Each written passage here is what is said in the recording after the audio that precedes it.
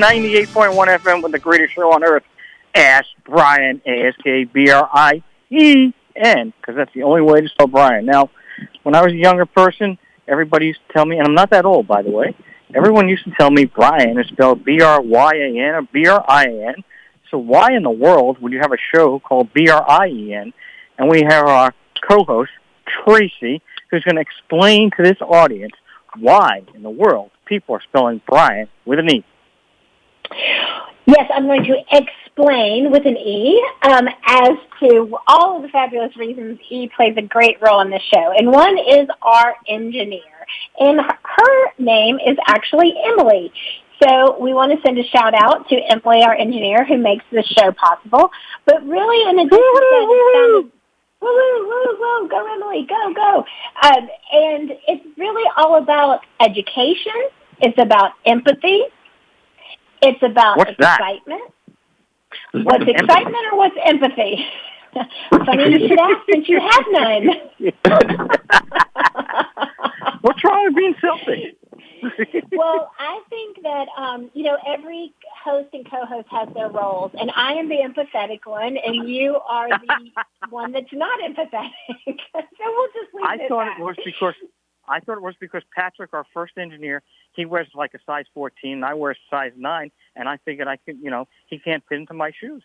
So obviously he can't. Well, he was just always trying to get you to metaphorically walk in his shoes so you weren't so, I can't think of an E word for that. Arrogant. Pompous or arrogant? Yeah, those aren't E words. How about we talk more about the types of guests we have on Ask Brien, where we have experts who are highly educated, who allow us to educate entrepreneurs in ways that they can shortcut their learning curve. And we do that with enthusiasm.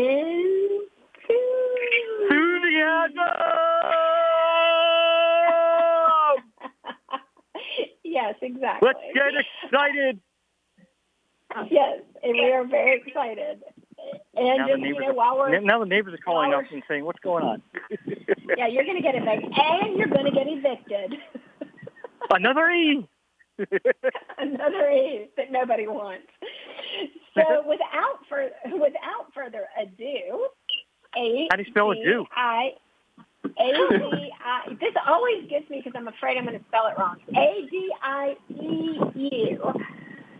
You've been on the Sesame Street of business for a while now. You should figure it out.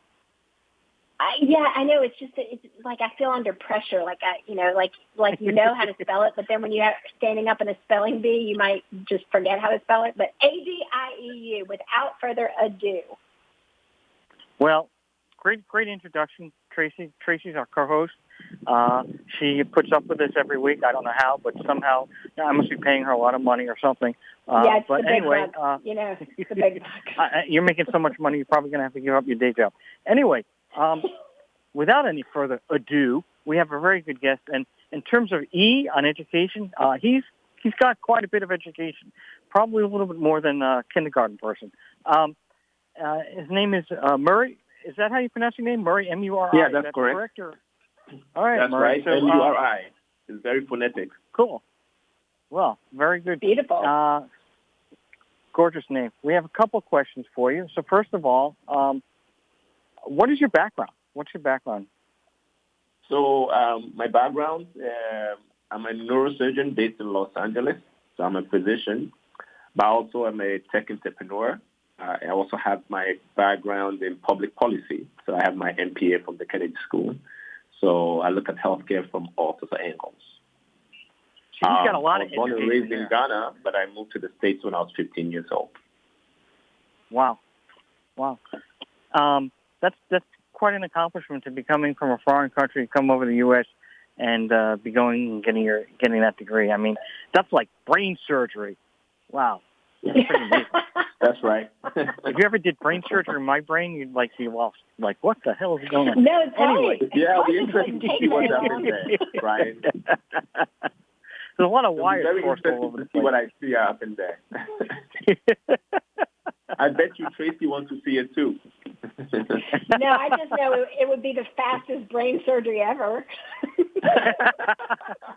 we're not talking It's lobotomy. like the Frankenstein Homer here. meme with the tiny brain inside of the big head, Homer Simpson's brain.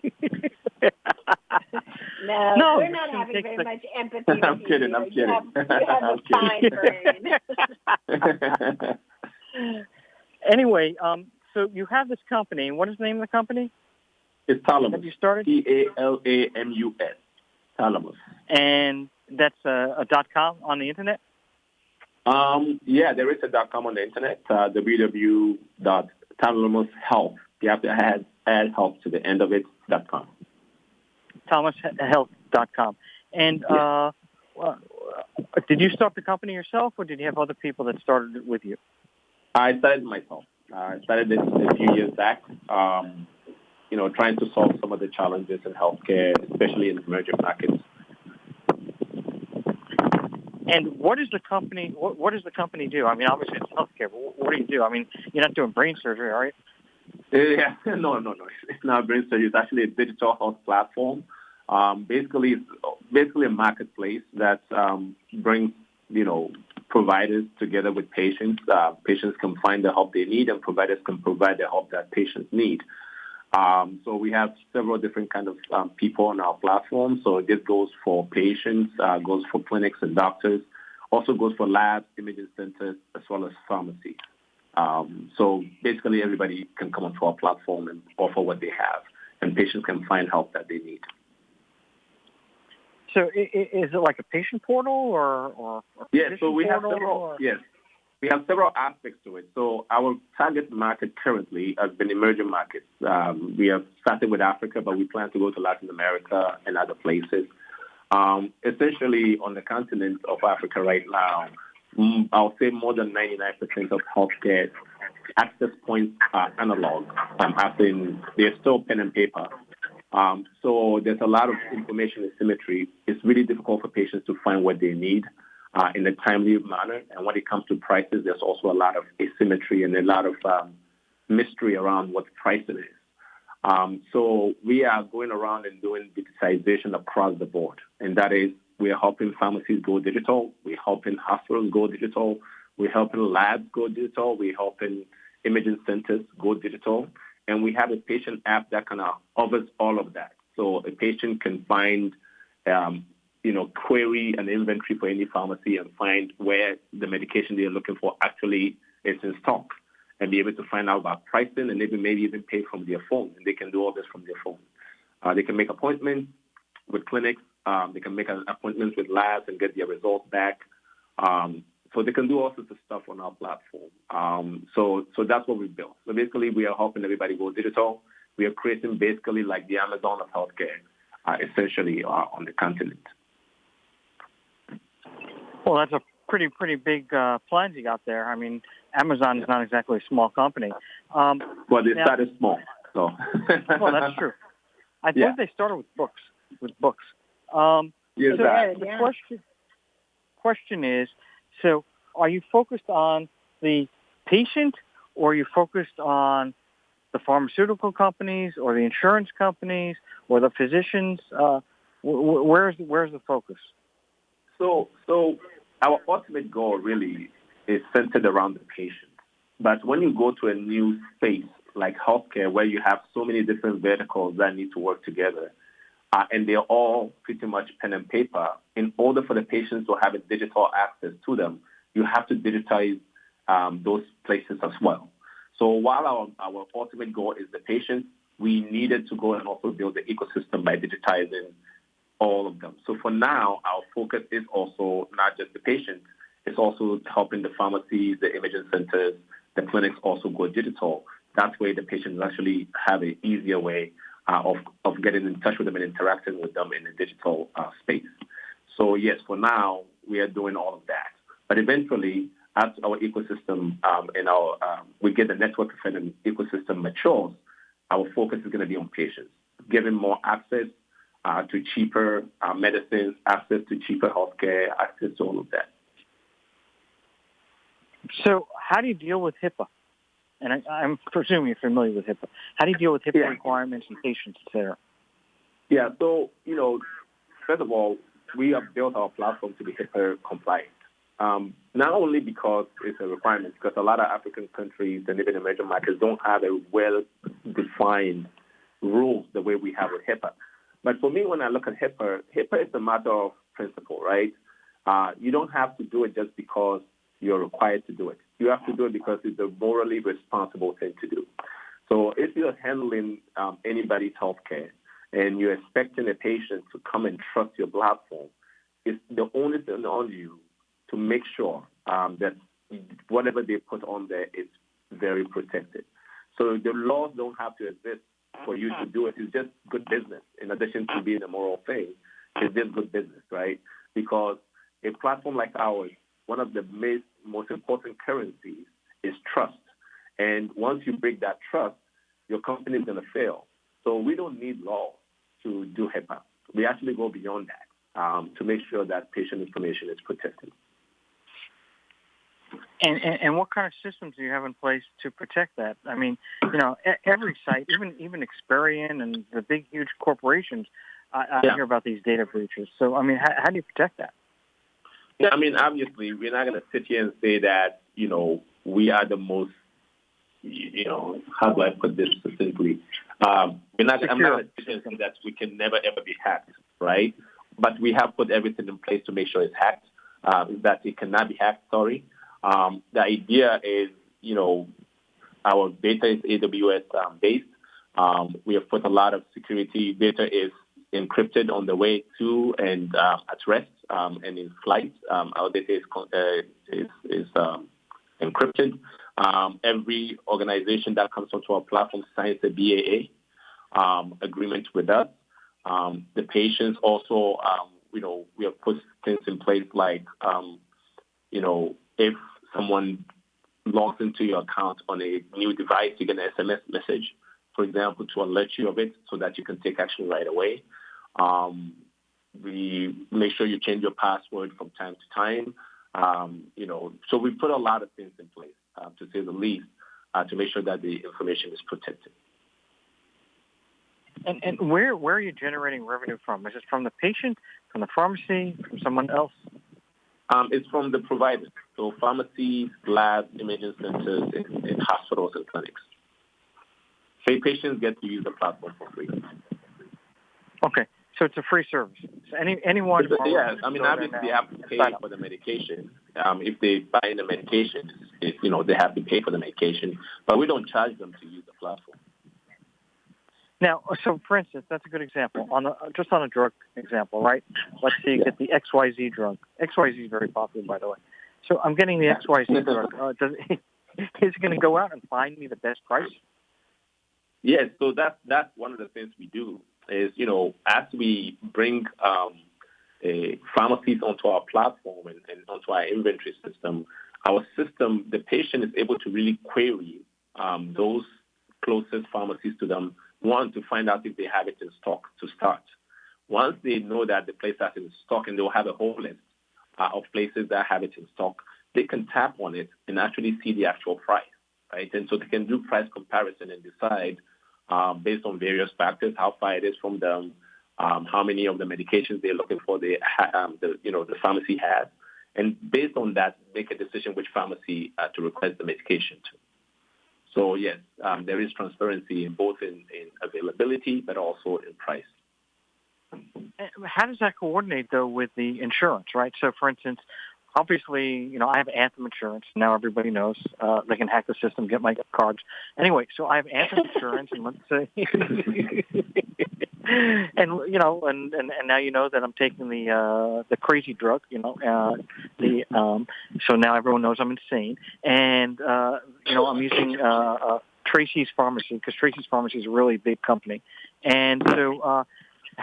How do you coordinate all that? Because first I thought that the pharmacy, in order to determine price, needs to check your insurance to see what coverage you have, to see what the price will be based on that. Yeah. So when you say pharmacies, are they including the benefit that you have on your on my crazy insurance from Crazyville? Yes. So one of the things we've done actually on our platform is that we have price lists. So when the typical pharmacy comes on, they're able actually to upload all the prices that price arrangements that they have with insurance companies. So you, as a user, when if you put in your insurance information, it's actually pull that price list for you to be able to see that instead of seeing the regular price, for example. So that's one thing. So we have that feature. But the other thing also is that in the markets that we currently are, the insurance space, especially the private insurance space, is very nascent. As in, you look at a place like Nigeria, for example, less than 2% of the population have any kind of insurance. And the majority of those are getting it through the employees. So there's a vast number of people who still, do healthcare through out-of-pocket expenditure. And that's a big issue, right? Up to 70% of people actually do out-of-pocket for any kind of healthcare stuff. And this leads to about 1 in 10 Africans every year, for example, having a catastrophic healthcare spending, which kind of basically puts them into poverty. So this issue of price transparency and availability is quite important, especially from the patient's perspective, since a lot of them are really actually paying out of pocket. So the insurance issue hasn't become a big issue yet on the continent, but the growth of the insurance market on the continent of Africa is, I think, is very, very important to see growth in that space because it's going to really help people avoid these kind of catastrophic spending going forward. So one last question on this issue, and then we're going to have to take a break. And the question is, sure. So for instance, I'm an American, and many Americans are buying drugs from Canada or from other places because the drugs are cheaper. So if you're from Nigeria or Ghana or somewhere else, will it allow you to do that, or do you have to buy it only specifically in that specific country? Well, I mean, there are regulatory, each country's regulations are different. So there are definitely some regulatory barriers, and also there's logistic barriers, right? I'm sure quite a number of Africans buy medication directly from Canada or somewhere without any issue. But the issue is the logistics side of it, so how do you actually ship it to them and all of that. From our end, one of the things we have been trying to do to actually eliminate this issue is that, a study that was done by one of the pharmaceutical companies indicated that by the time the medication leaves a manufacturer and get to a typical, to a patient in Africa, the markup can be anywhere from 40% all the way to 700%. Just imagine that. Wow. Having almost 7x of that amount being sold because there are so many issues around the logistical chain that each person that is participating in that chain has their own little profit margin to it. So one of the things we are trying to do is to shrink that space so that the markups are also reduced, and that way it doesn't hit people's pockets as much, so they don't need to go looking outside with all the potential nightmares. Because remember, if you order from abroad, and you could be a fake medication. For example, 20% of all medicines in Africa by the WHO says that about 20% of all medicines in Africa are fake. So if you're buying something from some other country, you have no idea if you're getting the right medication. So the proper way to do it is really reduce the markup so that the medications that are coming into the country that are vetted medications, that we make sure people actually getting good medication, not fake medication, at an affordable price. So that's part of the work we're doing is shrinking the distance between the manufacturer and the patient so that you don't have so much markup and people can afford it. So we're going to have to take a break, but when we get back, I want you to tell us how COVID has affected the supply chain, and then Traci has a whole bunch of questions on challenges and money and how you survive. So. KHTS 1220, 98.1 FM. We'll be right back. SCVI is a tuition-free TK through 12 charter school that gives your child boundless opportunities to think critically and imagine freely. We offer a customized learning program built around your child's unique interests and strengths, with the only international baccalaureate program in all of Santa Clarita. Our approach keeps students and families in step no matter where your learning is taking place.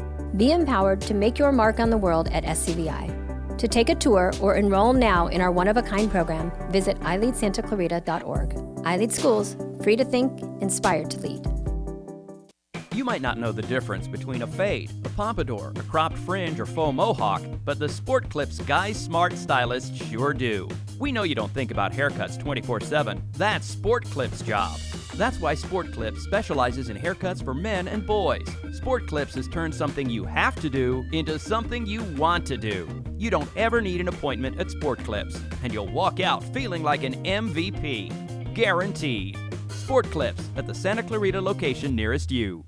You already know Salt Creek Grill has the best food in our valley. Well, now you can have Salt Creek's gourmet meals catered to your event. I'm Greg Amsler, owner of Salt Creek Grill. I'd like to introduce you to a new level of catering, featuring our catering director, Tamara Levine. Salt Creek Grill creates memorable experiences, which leaves our clients and guests with a sense of awe and excitement. From menu development to picturesque presentation, you'll enjoy culinary excellence and creative catering. Salt Creek Grill, a new level of catering. If you have a business problem, if someone doesn't honor their agreement and you need an aggressive attorney with over 27 years' experience, the Law Office of Peter Bronstein has helped partners resolve disputes, franchisees resolve disputes, and other business owners who have a challenge. Let the Law Office of Peter Bronstein take your stress away. Visit lacorporateattorney.com. Don't wait too long and lose your rights. Solve your business challenge problem today. Visit lacorporateattorney.com. College of the Canyons wants you to get ready, reset, and go when it comes to your future. Get ready by choosing from a large list of convenient, affordable spring classes. Hit reset by pursuing a degree, certificate, or skills class for that career you've always wanted. Then go to canyons.edu/schedule and sign up for classes today. Get ready, reset, and go at College of the Canyons. That's canyons.edu/schedule. Hometown, your hometown station.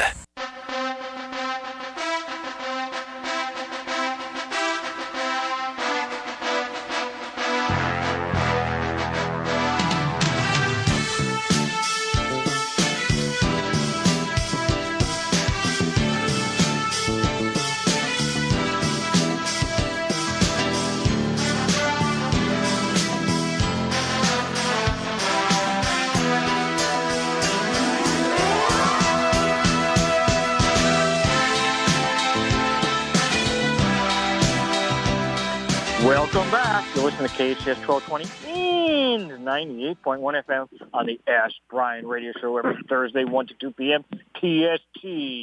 And without any further ado, ADIEU, Traci, you have some questions?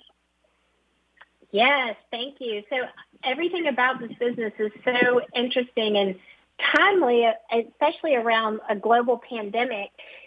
Before the break, Peter was asking in terms of like how has this pandemic affected your business model, the supply chain, and just the general perception around the healthcare industry as a whole?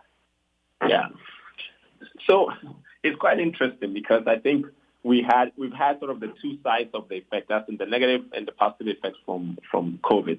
On the negative side, when as with everybody else, we really didn't expect sort of this thing came on so suddenly. And the kind of public health initiatives that many countries were taking was also quite sudden. So for a while, we had to shut down operations on the continent because a lot of countries actually took a much stricter restrictions than we even saw here in the United States. So we in some countries went as much as 4 months without really going out there to do anything, from actually getting pharmacies onboarding and all those things.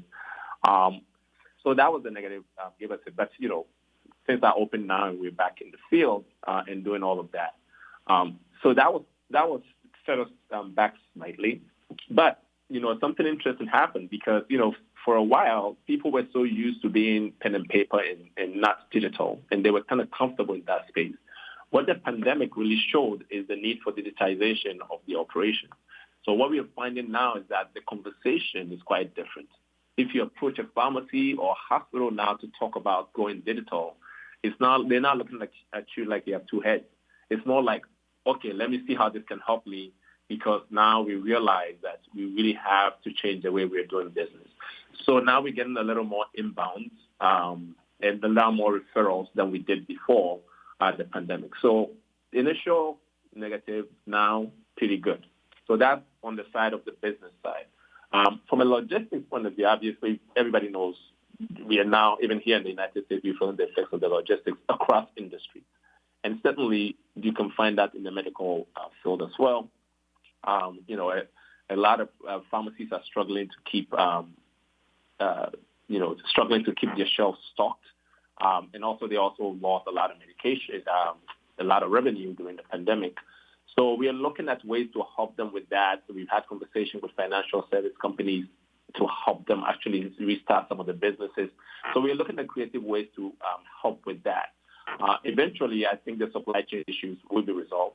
But the way to actually dampen some of these effects, because we could have another pandemic going forward, is to actually sort out demand forecasting.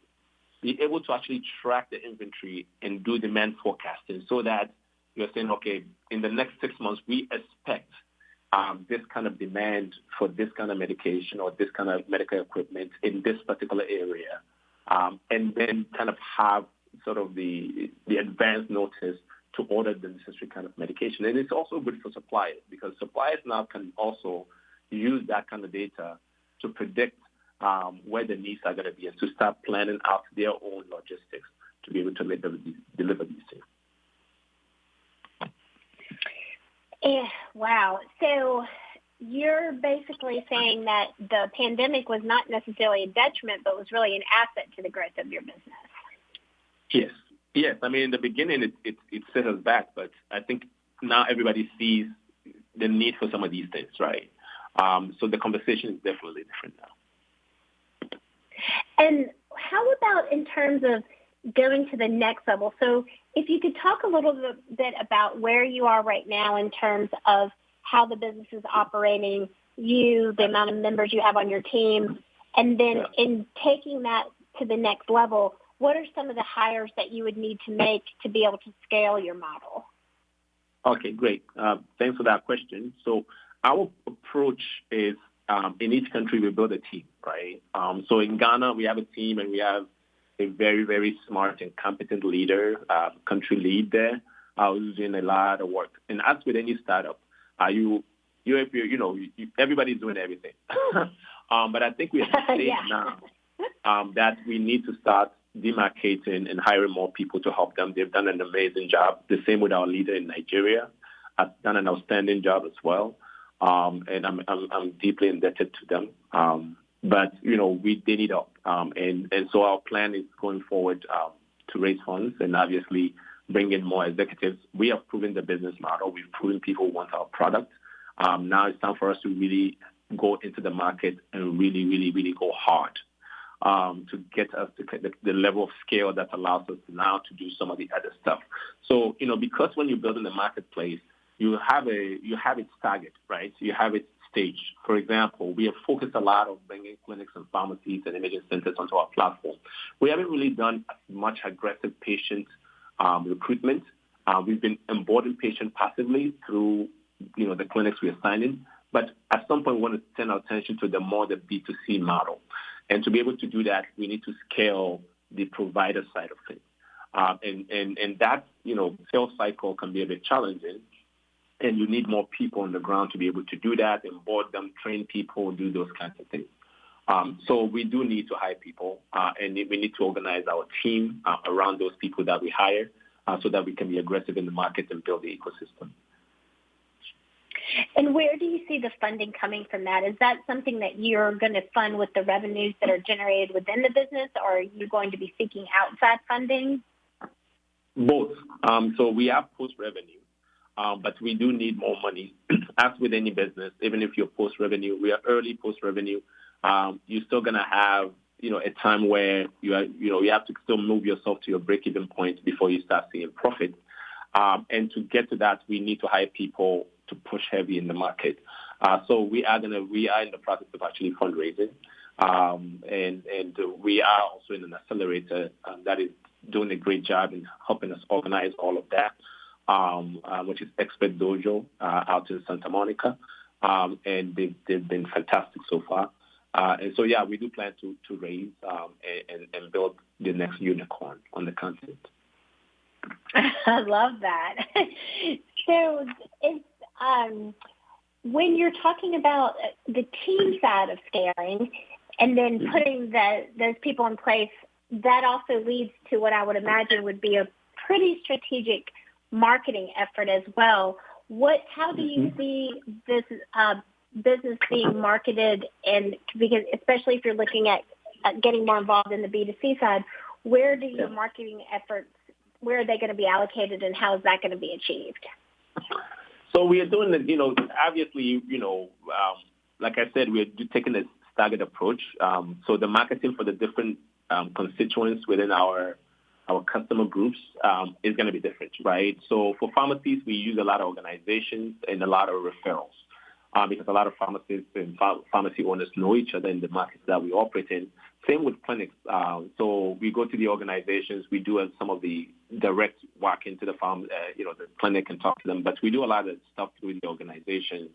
We do newsletters. For example, during the pandemic, when our people couldn't go out into the field, we organized seminars on Zoom on healthcare topics to get our name out there and get people familiarized with who we are and what business we do and those kinds of things. So we do a lot of those kinds of things. We go to the conferences. We present at conferences. On the C side, once we start to fully, pay attention to that, we've looked at many ways. We've looked at partnerships with telecom companies because, telecom companies are drivers of a lot of things on the continent. We currently have a partnership that we struck with a major telecom company that we are working with. We do things through social media. Believe it or not, WhatsApp actually is a good marketing medium in Africa, believe it or not. And we do a lot and we plan to do things like billboards and things like that. And of course, also the hospitals, right? When people go to hospitals to have them say, hey, this hospital is on our platform. You can actually interact with them. You can do telemedicine with them. You can book in-person appointment with them in the future. You can make your payments on that platform. And then we have insurance companies we're also speaking to. So we are taking many avenues to reach the patients going forward. Tell us a little bit more about the WhatsApp marketing, because that's not something that comes up a lot on our show, and I know our listeners would love to hear more about how that's working for you, and maybe even some tips, behind-the-scenes tips, if you will. Yeah, we haven't done a lot of it, but I actually have I have friends in other sectors who have effectively used WhatsApp marketing. There's a lot of forums on WhatsApp, and people forget that, and a lot of businesses that actually do a lot of business on WhatsApp. I think people get paid on WhatsApp. And that's the case on the continent, right? And I think WhatsApp actually has been building out business features for that very reason. And it's because, you're basically entering a community of trust. So you have a forum of 4,000 people, and you have somebody who's actually active on there that people know about, saying this is my experience with this product. Because they know that person and trust that person. It's almost like the influencer thing, but in a very not filter, without the filter, if you will, without the Instagram filters. It's actually more authentic, I think, because often those are people that they've been communicating with each other for a long time. And so that's one avenue. I'm not saying it's the only avenue, but it's actually a fairly effective avenue, I think, for a lot of people who have used this, and we intend to use that as part of our potpourri of marketing channels and things like that. Interesting. Yeah, that's a platform that doesn't get mentioned a lot, so that's a really good tip. We're only about 60 seconds away from our break. Are there any other marketing things that you're doing that you feel like are innovative outside of the WhatsApp? Well, one of the things we've done also is to break down our product into little pieces, right, and allow people to kind of slow walk it. So if you are a clinic who's like, I'm not sure we're going to go fully digital, we say, well, can you start using our appointment system, right, to start? And then we upsell them and say, okay, now that you like the appointment system, how about this other stuff? We could help you with your operations. So that's also another avenue we'll be using is that's more of a technical way, but not to tell people that they have to ingest the entire platform right away, but to do it piece by piece, which is quite interesting because on the continent, when you look at how people pay for their phone, It's not a monthly like here. It's actually you buy data or you buy, data for a certain period of time. And when you run out, and you just buy another one. So people are used to that kind of pay-as-you-go kind of model anyway.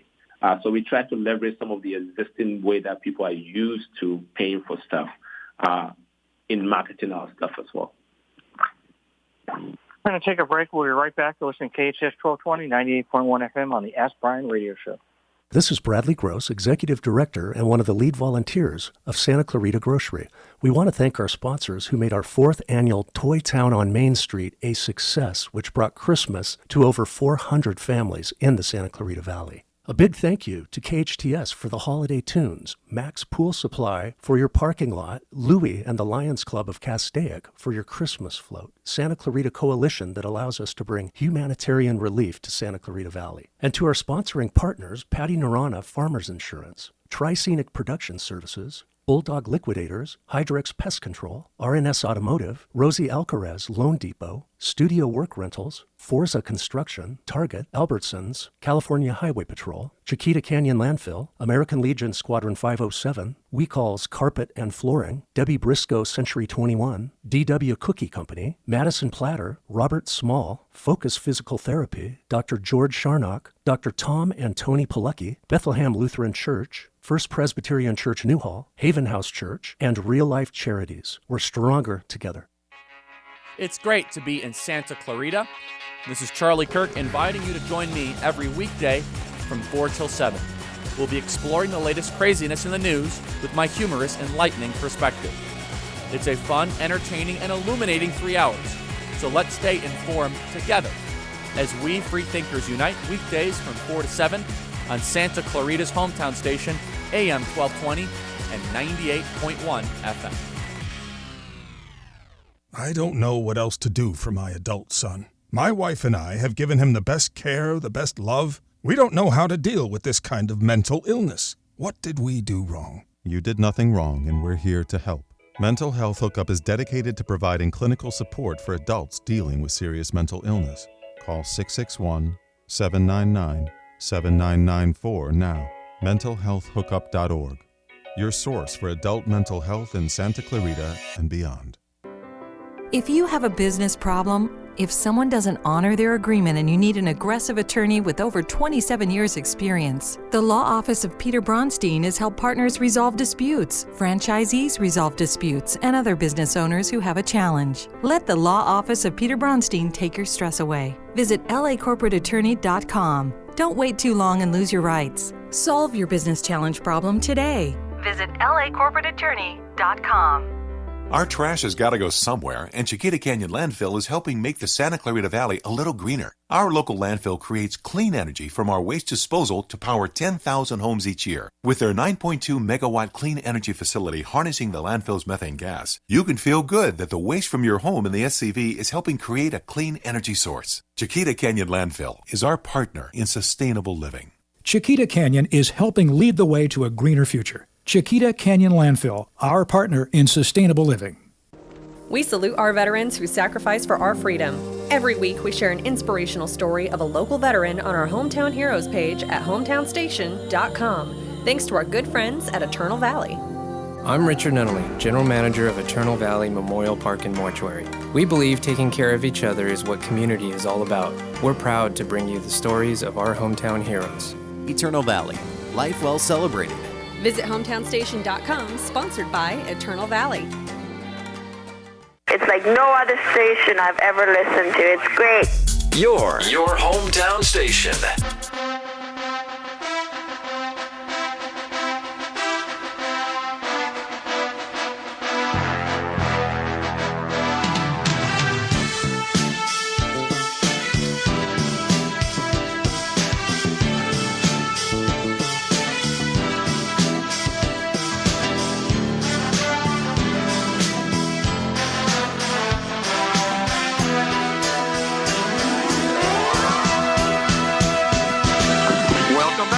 The Ask Brien radio show on KHTS 1220 and 98.1 FM.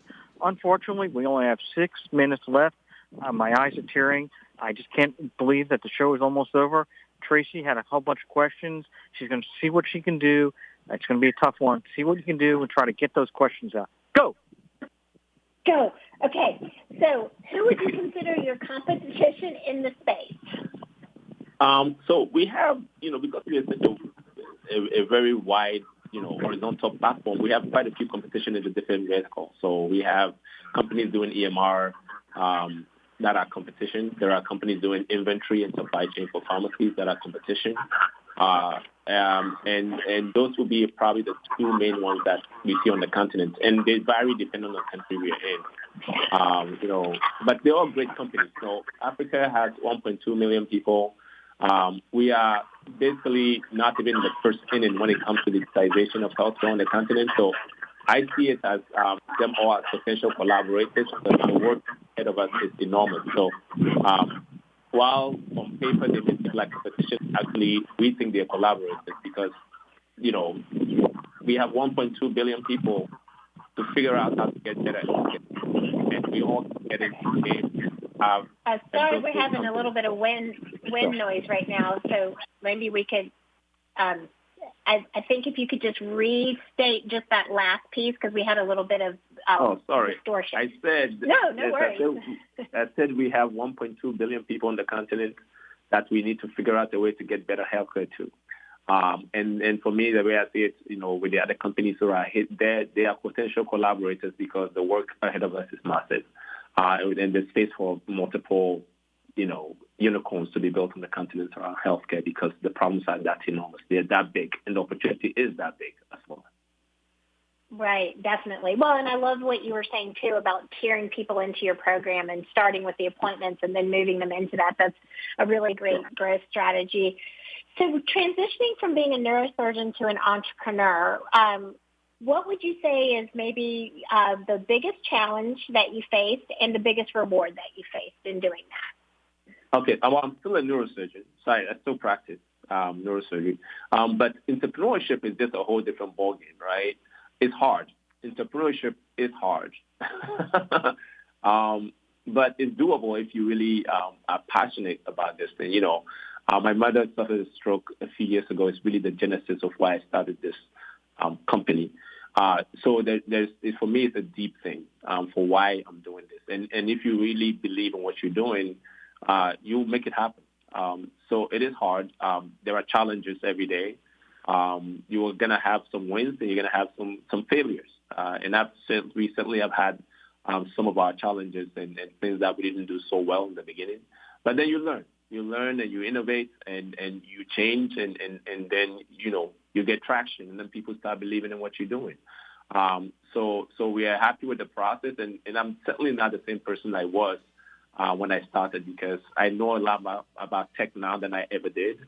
I know a lot about how do you put a team together. I mean, putting the team together in healthcare is a bit different from putting the team together to run a tech company. And so I've had to learn that and I built a lot of relationships in the process. So it is tough, but it's doable, especially if you're mission-driven in what you're trying to do. That's of course, so you want to make money for your shareholders as well. So. Yeah, and maybe have a little less over for yourself one day. Yeah. So how can people get in touch with you if they want to be involved with Dalamun Health, if they want to sign up, if they want to get in touch with you personally? What's the best way to continue this conversation with you? Yeah, so it's Muri, M-U-R-I, at DalamunHealth.com. TALAMUS, Health, HEALTH.com. Muri is M-U-R-I. So Muri at DalamunHealth.com. Or you can reach us at DalamunHealth.com. You have been a really great guest today. Thank you. Thank you very much. You're listening to KHTS 1220, 98.1 FM. That's a wrap. See you guys next week. Bye. All right. Thank you. Thanks for having me. Appreciate it.